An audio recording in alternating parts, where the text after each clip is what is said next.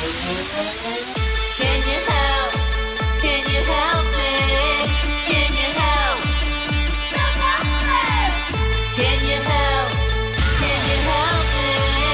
Can you help? Self-Helpless! Can you help? Can you help me? Can you help? Self-Helpless! What's up, everybody? Welcome to another episode of the Self-Helpless podcast. I'm Delaney Fisher. And I'm Kelsey Cook. And today we have an amazing guest. We have licensed mental health counselor and anxiety treatment expert, Justine Carino. Oh boy. She just killed the podcast. She did such a good job. Amazing. She actually walks us through step by step how to break a toxic relationship pattern.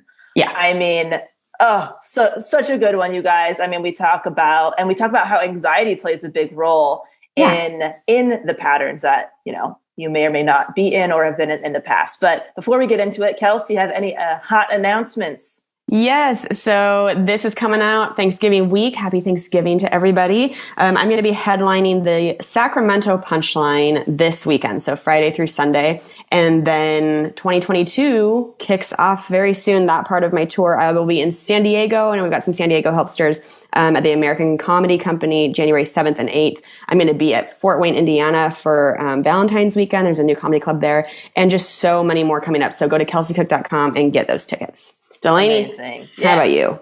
Aficionado, the podcast, feel free to check it out if you're an entrepreneur or service provider and you are looking for alternative and unconventional methods to scaling your business. You can find all that information at delaneyfisher.com. And I am launching something very soon that I'm really excited about. It will be officially live in 2022, maybe a little bit before. So if you want to hear about it, you can just sign up at my website. Yay. And also be sure to go to ttomcomedy.com and get Taylor's theater tickets. We hope you guys loved the episode that came out last week on long distance relationships. Tay and I had a really, really great time recording that one, talking about it. You were missed, Delaney. I missed you guys. I got to listen to that. Yeah, it was very fun. But yeah, go get Taylor's tickets. She's got so many dates coming up. So without further ado, should we get into our interview with Justine? Let's do it. Here's Justine Carino. Justine, thank you so much for being here today. Can't freaking wait for this episode topic.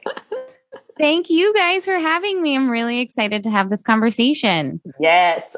We'd love to kick off the episode with your favorite or least favorite quote, if you have one. Sure. My favorite quote is pretty standard. It's "This too shall pass," which is just, it's so real. It always passes. You'll always get through whatever you're trying to get through. So that's my favorite. I love it. That's a good one for anxiety. That makes sense as an anxiety expert, that's your favorite one. 100%. Yeah. That's one that I probably, now that you say it, I think of that quote maybe more than any other one. And I don't think I've ever even said it as a quotable on the podcast, but I love that one. It's such a quick fix. You calm immediately, right? Yeah. You're like, okay, I will get through this. This will pass. And all of a sudden your nervous system just eases on down. So I love it. It's the quotable quotes. It's like if a quote had a quotable on this show. It's that quote. It's about time we have a quote as a guest, honestly. It's been 4.5 years. What have we been doing? So. There you go. Exactly. So, Justine, we'd love to hear about your background a little bit. What led you into this work, and specifically anxiety and your expertise there? Sure. So I'm a licensed mental health counselor with a private practice in New York. I started my private practice about 3 years ago, but I have 10 years experience in working with individuals struggling with anxiety, specifically also depression and grief. And I do a lot of family systems work, and I look at how anxiety has shown up maybe as a reaction to how a family or relationship is working. But I absolutely love what I do. And I am so excited to share a little bit about what I do with you guys today.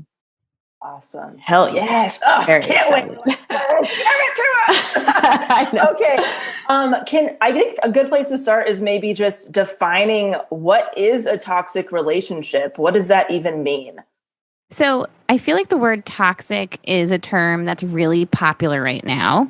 And sometimes it's thrown around loosely. So we can define it a little bit. I think a toxic relationship is any relationship in which you feel badly about yourself repeatedly, over and over again, after engaging with particular people or a certain person. So due to dysfunctional or unhealthy ways of relating with each other or maintaining the relationship, you feel really badly about it. So I feel like that can help someone understand if their relationship is toxic.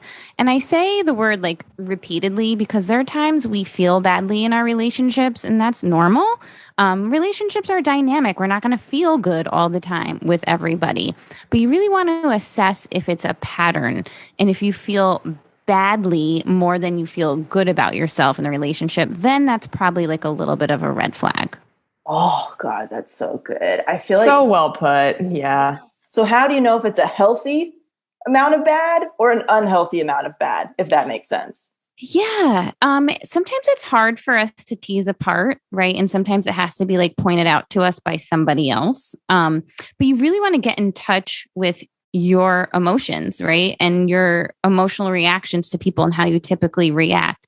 But I feel like something to keep in mind is some relationships might be toxic for you because of the way you participate in them. It's not always this other person interacting with you a certain way. Sometimes it's how you interact with people. Maybe you show up in a relationship a certain way that's unhealthy for you, and it has nothing to do with how the other person's treating for you. Maybe treating you. Maybe there's a lot of envy or jealousy that you carry in this relationship that you can't move past. So a lot of it's your own personal work that you have to become really self-aware of. And also sometimes, and we can get into this later, like people can cut people out too soon because they can't tolerate the discomfort, right? So Sure. I always say, like, give it time because sometimes patterns can be changed in relationships through conversations. And you can have effective conversations about the way a relationship's going. But if you give it 2, 3 good conversations asking for a change and it doesn't change, then that might be the sign, okay, like this is unhealthy. It's not going to go anywhere. We tried, time to wave the flag. Does that make sense? Yeah. Yes. Totally. So, Also, like you mentioned, I think a good way to measure it is if you are feeling badly about yourself in the relationship more often than not. That is such a clear indicator. And I can think of any toxic relationship I've been in the past. That's when I've known. It's like, okay, even if there was a really great time in the relationship, now it's gotten into a place where I am feeling worse about myself more often than I'm feeling good in this relationship. And I think we've all been there. We all know that feeling of like, okay, it's starting to outweigh, the bad's starting to outweigh the good. I agree with that. And often relationships start in a really good place. And like you said, like this feels good. This is awesome. And then something changes and you can't put your finger on it. And then you start to assess, wow, I feel worse about myself more than I feel good about myself. Totally agree with that. Yeah. And I think people can be prone to black and white thinking where they could be getting treated poorly and go, but I still love this about them, or they're still great in this way. And it's like, well, yeah, I mean, very rarely is somebody wholly bad or wholly good. Like you can be in a toxic relationship and still love that person, still find things that are great about them, but that doesn't mean it's a good relationship anymore. 100%. I totally agree with that. And I love that you brought up like that all or nothing thinking, that black or white thinking. Like that is something we all do at times. Like this person's great and then they make one mistake and we're like, oh, they're horrible. And sometimes we need to give people a little bit more of a chance, right? Or like the opposite. Maybe they're usually not a great person and they're good one time and then you hold on to that one time a little bit too long. Right. Yeah. I think that's a pretty common thing with people. Yes. Yeah.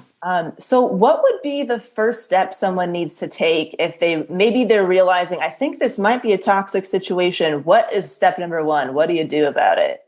So you need to take a good look at your boundary patterns and see if they are too loose or too rigid. So are you really enmeshed with people? Are you codependent? Or are you avoidant of relationships? Do you tend to cut people off or cut people out way too easily, because we often think of a toxic relationship more on the side of you're too intertwined, you're too codependent. And I think cutoff is praised in culture, but cutoff sometimes can be really unhealthy. Cutoff is usually reflective of some kind of anxiety. You're not able to tolerate an emotional conversation to make things better. So you react by cutting the person out. So sometimes cutoff is too premature. And that could be really unhealthy. And that's reflective of really rigid boundaries, like that black and white thinking, you're in or you're out. I like you or I don't like you.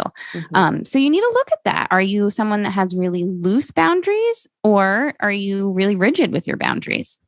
I love that, because I feel like you said, the word toxic is so like popular and thrown around now, that I think a lot of people have that understanding of, if I'm in a toxic relationship, it's all the other fucking person. Like, it's all their fault. Where I love your step number one is look at your shit. Look at why are you allowing it, and what's keeping you there? I think that is such a good one.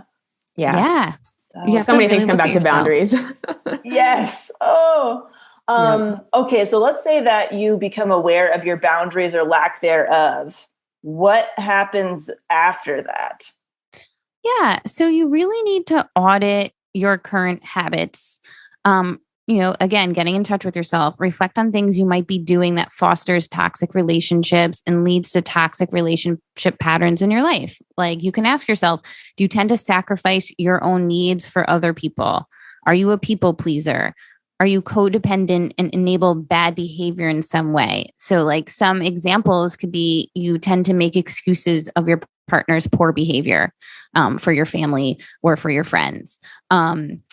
Do you walk on eggshells with your partner? And I'm saying partner, we can substitute the word partner with friend, parent, family member, whatever. But do you walk on eggshells with this person because you're afraid to set them off?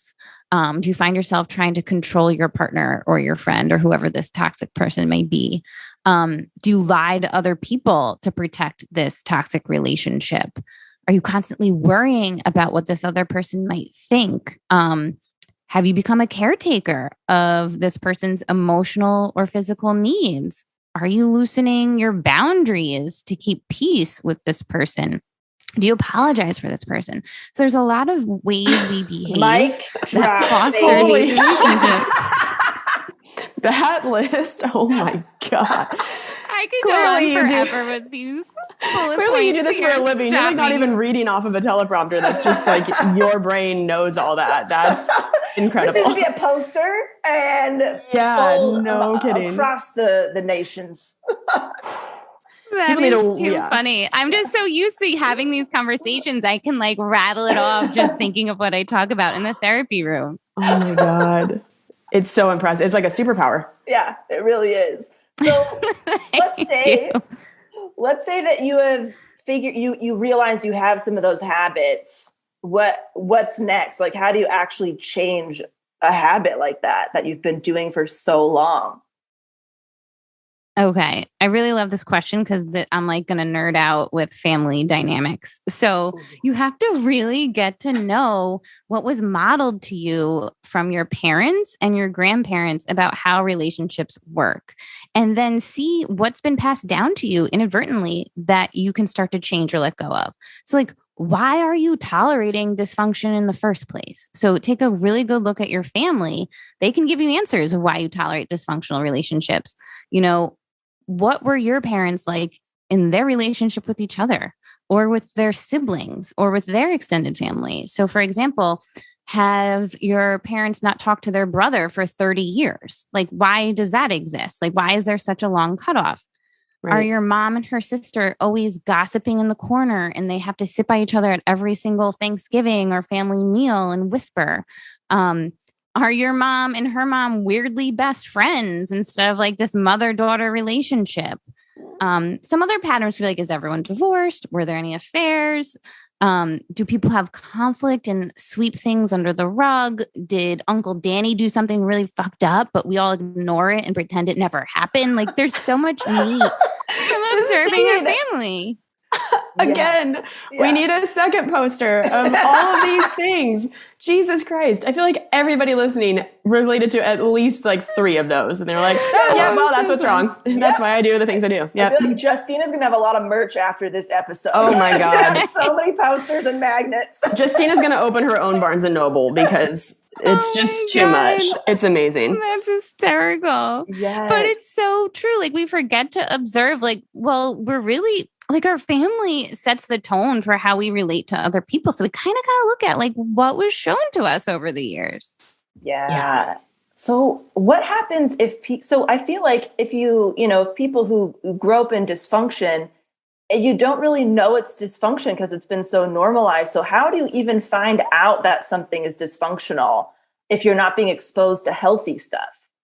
Good question. Yeah, that's a good question. And I'm going to answer that too. But I'm also thinking of something else. Like not only is it our family, it's also cultural patterns play a role. Like for example, in the Spanish language, there's no word for emotional boundary. So when you try to talk about that, like that doesn't exist. It doesn't make sense to that culture. And so there's a lot of like first generation young adults that are trying to talk to their family members about emotional boundaries. And they're like, what? That doesn't exist. That makes no sense. What are you talking about? And so there's like culture that plays a role in this too. But yeah, so you have to really understand the family. Once you have the awareness, you really have to become mindful of how you feel with certain people. That goes back to, are you feeling more, what's the word, more badly? Are you feeling worse about yourself when you're with them than you are feeling good? And that can explain why you react to them with some of those habits I listed before. So what you'd want to do is like, where do you feel this feeling in your body? How do you feel when you see your brother text you or get like, you have a missed call? Like, are you like, oh shit, like what happened? Right? Like, does this person only call you with bad news? Like, what are these patterns of how you feel around certain people? When you're around your partner and you walk into their apartment or their home, are you immediately tense and on the defensive? So you have to really become mindful of how your body feels when you're with this person and what your thoughts are about when you're with this person. And you could also use a little bit of your intuition to help you recognize like bad vibes, bad juju, someone's crossing lines with you. And how does that feel inside? And also your values can help with this. Like you want to check in with what you value. So how are your values being reflected in this relationship or not being reflected? Are you sacrificing your values to make the relationship work? And then that's a red flag too. Yeah. So even if you're like, okay, I don't have an exact example of what a perfect, healthy relationship looks like, it's really about listening to that inner knowing that you have, those gut feelings. That makes a lot of sense. That is a really good tip. Yeah. You have to pay attention to yourself. Yes. So, okay, let's say that you've realized you're uncomfortable or unhappy around somebody repeatedly. It's not like a one-time thing. It's definitely a pattern. What do you do now? Like, how do you actually put it into action to fix it? Yeah. Or change it? Right. So you want to go back to that recognition. Is this discomfort repetitive or is it just like a one-time thing? Like, do I just need to be better at conflict and tolerating my uncomfortable emotions? Or is this a repetitive, consistent thing going on here that lines are being crossed? And then you really want to practice using assertiveness skills to enforce new boundaries. So that might look like saying no more often. If you're someone with a lot of loose boundaries or if you're a people pleaser. Maybe if you're too rigid, you need to practice forgiveness or recognizing your emotions and learning how to talk through conflict and talk about your emotions. So it really comes back to like, there's 3 types of communication. There's passive, there's aggressive, and there's assertive. We want to be assertive. We don't want to be passive. We don't want to be aggressive. And you want to be able to assert your needs in the relationship and talk about what you want to change. And if it can't be changed, then you move on, and then you move away. If it can be changed, great. And you just practice reinforcing those boundaries. Yeah. I'm like, how does anxiety play a role in all of this, like when you're in a toxic relationship pattern? 100%. I think anxiety is one of the biggest emotions that can come up for someone that's in a toxic relationship. You feel anxious about being around the person. You feel anxious about trying to control the relationship. Thinking of setting boundaries makes you so uncomfortable. Like your heart is pounding, you're sweating, like you're saying it in the shower, like over and over again, what you're going to say to the person. Like, so anxiety plays a really big role when a relationship is toxic. But I also think if we think about an aggressive person versus a passive person, there's anxiety behind both of those communication styles. So an aggressive person may react with anger, insults, put downs, and immediately cut a person out very quickly, but not feel good about that cutout deep down. You know, there's like this tough outer shell, which is a defense mechanism. And sometimes a more aggressive person who tends to cut out people easily might ignore any sad feeling or grief that will show up with needing to leave someone behind or cut them out in their life. So they might cut off their emotions about moving on from this relationship. But emotions always find a way to come up, and anxiety will definitely come up. And sometimes people start having panic attacks because they're not processing their emotions the way they need to. On the flip side, if you're more of a passive person, it's really hard for a passive person to leave a toxic relationship. It will take a long time because passive people tend to be attracted to like that alpha person.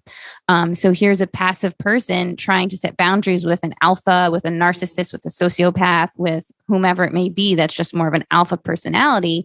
It's going to be a lot harder to diffuse that relationship. Does that make sense? Totally. Yes. Totally. Yes. So let's say that you've been passive your whole life. What is that first step you can do to like be more assertive? Do you have any like hot tips, quick and dirty tips for the passive person in your life? Because that's so ingrained in you after decades. And what's like one little thing that somebody might be able to do today if they are resonating with that type? Yep. So there's like a script that I love. You guys have probably heard it, is like the I feel statement. So to practice assertiveness, you want to say, I feel blank, and then name the emotion that you're feeling: angry, frustrated, mad. I feel mad that you call me 20 times a day when I'm working, right? So you say what you're mad about, and factually, right? The person is calling you 20 times a day. And then you say, I need blank. Right? Like, I need you to respect that I'm at work during these hours and I won't be able to talk to you. So it's the I feel, then the emotion, the factual statement of what's bothering you, and then what you need to be changed. And practice that over and over again. Role play, like say it out loud while you're driving in the car, like say it to yourself when you're putting on your makeup. And a good way to practice this is with people in your life that you don't see all the time. And it can come spur of the moment. Say you're at a restaurant and the server brings you the wrong dinner, right? Mm-hmm. And you're like, oh my goodness, how am I going to tell the server they brought the wrong dinner? Should I just eat it anyway? But I really don't like this. And you're like panicking about it. Practice assertive then and say like, excuse me, I actually ordered the cheeseburger. You sent the hamburger. I would love if I could have the cheeseburger, right? So like you practice with people that might be less threatening to you. So then you have this ammo and you're feeling more confident. And so when you do say it to your partner, your mom, your sister, that friend you've known for so long that is like so hard to have conflict with, you feel a little bit more confident going into it. Does that make sense? Yeah. I liked hearing how you would adjust that too for like a restaurant situation, because I was laughing picturing that you're about to be like to this waiter, I feel deeply hurt that you brought me the beef stroganoff. I need the spaghetti. Like, but it's good to hear that there are ways that you can still communicate. That you can communicate those, how you're feeling and the needs without it being that sort of format necessarily, if it's not the time for that. It would also be so rude to say to the server, like, I need the spaghetti. I need the spaghetti. That's a new shirt. I need the spaghetti. I need the spaghetti. I need the spaghetti. I feel unheard and unseen. Give me the tacos, baby. I love it. It's like an emotional intelligence Mad Lib. The I feel and I need. That is such an easy thing to remember because I think we can overcomplicate those types of conversations when we are anxious. We feel like it's going to be like it has to be this long drawn out conversation. You're going to have to come up with a million different points and you got to like prepare. And it's like, oh, 2 sentences. I think I can do that. In my sessions with clients, like they'll do that. I'm like, all right, let's practice what you're going to say to Rhonda next week. And it'll be like, okay, I typed this out and it's this paragraph. I'm like, no, like we don't need this paragraph. You don't need a million reasons why you can't do something. Let's just be direct. You feel and what you need. And it takes a lot to like feel comfortable with that concise script because we often feel like we have to explain our no's and explain our needs. Yes. Oh my God. I'm so guilty of that. I'm like way an over explainer in a conflict situation because I like really want to protect feelings and make sure that every branch of why I'm feeling the way I'm feeling is explained.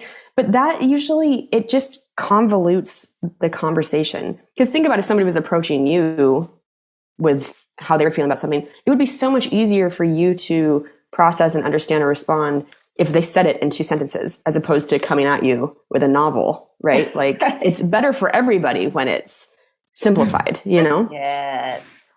Why? Totally. It's like get to the point. Right. Yeah. Why do you think we have, so many people, myself included, have a hard time with that our feelings are valid?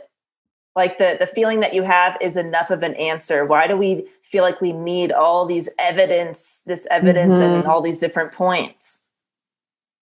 So I'm be like so therapist-y right now. Amazing. And I would like take it back to like, did you need to be that way with your parents to feel seen and understood?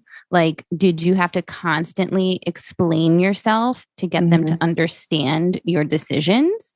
Like, was there a certain way that we had to behave? Like, we have these survival skills that we developed from our childhood to like keep the homeostasis at home. And if you're someone that feels like you have to constantly explain yourself to other people, I bet you did that growing up to your parents. Or your siblings to feel comfortable, seen, heard in some way. And then we carry that skill into our other relationships because our family is the template of how we relate to other people. So we're like, okay, that worked in my family. Let me see if this works out in the world. And sometimes it does, and sometimes it doesn't. More often it doesn't, because then, like you guys were saying, like people can get annoyed by that. Like, just get to the point here. Like, just explain like what you need from me. It could overcomplicate it. Yeah. I had a conversation with somebody recently where I kind of like the first conversation went totally well. And then we kind of revisited it in a different way. And I said again, like, so, I hope that helps explain more. And they were like, yeah, you explained it well the first time. I was like, oh, okay. I don't need to keep doing that, Yeah, like repeating yourself. I do the same thing. Like, I love that I try to teach people to be assertive when like I'm the most non-assertive human being on the planet. So it's like so much easier to tell other people like this is what you need to do. But when I'm in it, it's hard. Like this stuff is really hard to do when you've had certain habits your whole life of relating to people. Yeah. Oh, yes. So let's say that you're practicing the assertiveness, you got your bullet points or you got your, the hot tips you've given, but how do you make it stick? Like, how do you make this your new habit going forward where it's ingrained in you to be this way now? Yeah. So I have a few takeaways for this. One, and I think it's very important that you utilize a support system. So taking it back to the definition of a toxic relationship, right? If you think this is a toxic relationship that you need to get out of, it's going to be difficult to. So you need people to support you and kind of like understand what you're going through. And maybe you need to tell a best friend that you're making a really big change in your life. You're leaving a relationship that you know that's unhealthy for you. And you might need to like give them a call after you have a conflict with this person. Maybe you need to tell like your place of work, like without giving too much personal information. If this person shows up here, they are not allowed in, right? And maybe you feel comfortable sharing with colleagues what the situation is, maybe not, but you might have to take it to that level sometimes if you feel like the person's going to be really resistant to your boundaries. So you think about who can you tell that you're going to make this change, and who can you call when you have trouble keeping these boundaries in your life, because you know it's going to be really hard to keep to this boundary. So you want to call that person and be like, oh my God, I talked to him today, and then have that support. So that's the first one. The second one is go to therapy. You know, I'm a therapist, but I've been to therapy. I love it. Of course, I'm going to preach it, but I think that's what can really help you stick, because if you go to therapy and talk about this with the therapist, they're observing you as an outside perspective, and they can call you out on your bullshit and be like, that's interesting that you texted him while you were drinking Saturday night at 2 a.m. Like, why did you do that? Right. So it's like they can kind of reflect back to you, like, you're kind of like going back to old habits. Let's focus on what we need to do to move forward. The third thing would be give yourself time to undo these patterns. You may not be able to wake up tomorrow and cut the person out and then you move on and think it's over and done. You need to have grace. You know, sometimes it takes a little bit to untangle yourself from a toxic relationship. You might have to make tiny changes to get out of it. Now, I'm not talking about like a physically abusive relationship that you need to leave. Like that's a whole different topic, but I'm talking about things that are unhealthy, but you're safe, right? So it could take a little bit of time to get out of. And lastly, like, educate yourself on these patterns that were modeled to us, how we attach to other people. I have some really great book recommendations. One is Family Ties That Bind. Another one is Adult Children of Emotionally Immature Parents. And a really popular one that you guys might have heard of is Codependent No More. So if you're someone listening and you feel like you struggle with codependency, that's a really good one to check out. Nice. Love it. Kels, do you have any questions? I don't think so. I just have loved listening to you. This has been, you've been an amazing guest. So good. Justine, crushed it. Just a solid golf clap. So good. Just the best. Yeah, get that merch going. Seriously. Get that merch going. I want it. I got to think about that. Yes. Justine, where can people find you and your work and all that good stuff? Sure. So thank you so much for having me. Everything can be found on my website, carinocounseling.com, but I'm on Instagram at _thoughts from the couch _ And you can subscribe to my podcast, Thoughts from the Couch, where I discuss topics like how to deal with a narcissistic parent, how your family influences who you pick as a romantic partner, practical steps for managing anxiety. I'm currently full with one-to-one therapy clients, but I'm also happy to share that I'm creating The Path to Peace, which is a step-by-step online program proven to help the overachieving, people-pleasing perfectionist feel less anxious and overwhelmed through evidence-based treatment methods that I do in my practice. So if you want to be one of the first people notified when The Path to Peace is available, go to carinocounseling.com and you can snag resources about perfectionism and anxiety that I have on there, and you'll get the details when it's live. Awesome. Sounds incredible. Oh, hell yeah. Go take that course, everybody. Writing that down. Thank you. Thank you so much, Justine. Thank you, Justine. Have a good one. All right, man. You guys, we need to re-listen to this episode and take notes. Seriously, I need all her posters. That was just... It's just a good thing to hear from a professional. It really is so good. And like, just all of it makes sense. And it's all simple. Yes. It's like we really complicate. That was a big takeaway for me, is not overcomplicating. Not overcomplicating it. It was great. Yeah. Kels, do you have any segments? I do. We have a couple segments and we've got an iTunes review. I'll do the iTunes review real quick. This is from Sam913. They say, the show spoke to me. The most recent episodes have hit me hard as they seem to fit what I'm going through in life so well. I appreciate how honest these ladies are in tackling some tough subjects and making me feel less alone. Oh, thank you so much. Thank you very much, Sam. That's so nice of you.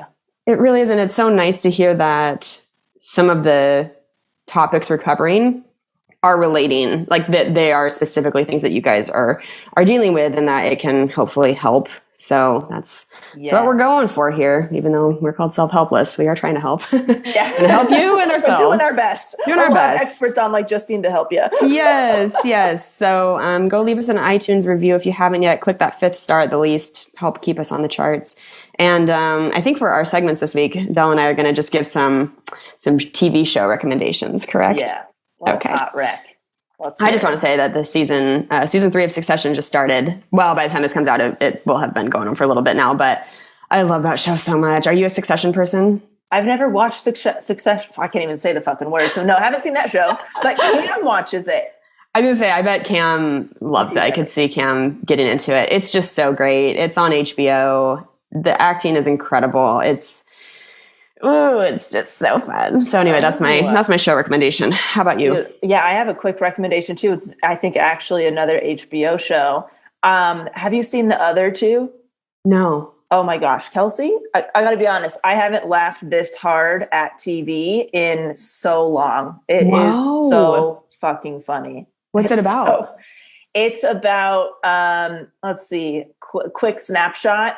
The first season anyway is a young kid goes like viral, becomes like social media famous. And it's about his family dynamics in that. But you have like the acting is great. The writing is great. I mean, the characters, Molly Shannon plays the mom. I love her. I mean, it's all just highly recommend. If you're just, especially this episode, we're talking about toxic relationships.